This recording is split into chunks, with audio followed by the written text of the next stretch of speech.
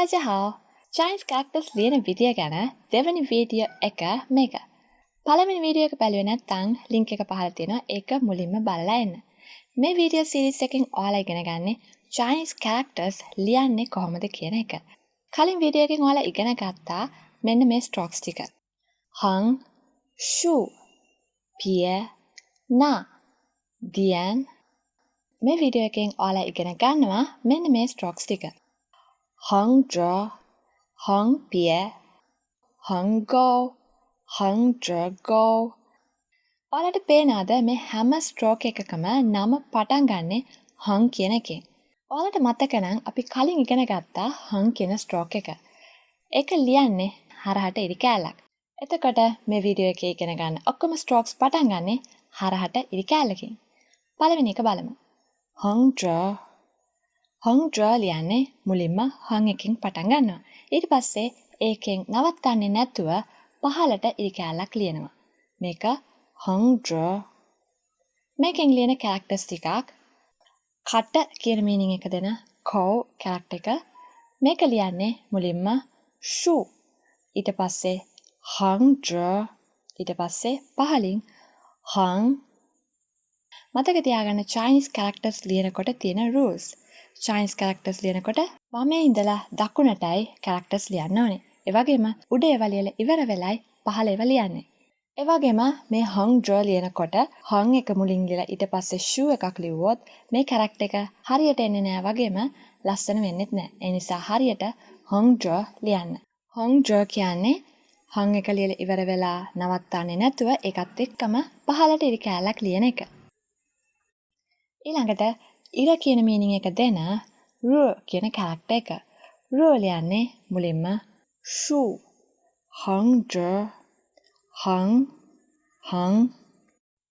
අපි බලමු දෙවෙනි stroke එක. heng pie.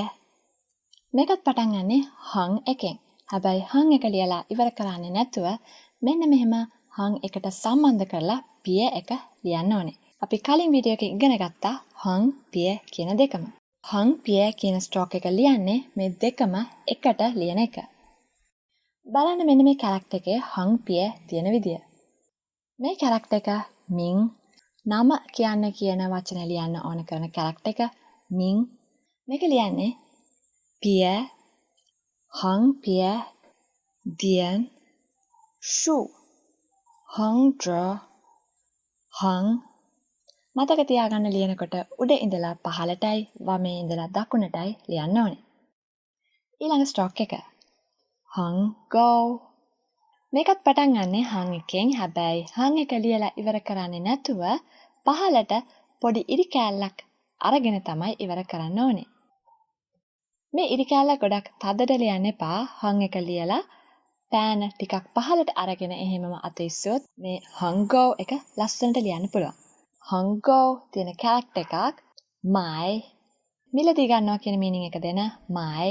මේ character එක ලියන්නේ මුලින්ම heng go, dian, dian, heng, pie, na. මේ මුලින්ම ලියන stroke එක තමයි heng go. දැන් බලමු මේ වීඩියෝ එකේ අන්තිම stroke එක. heng zhe go.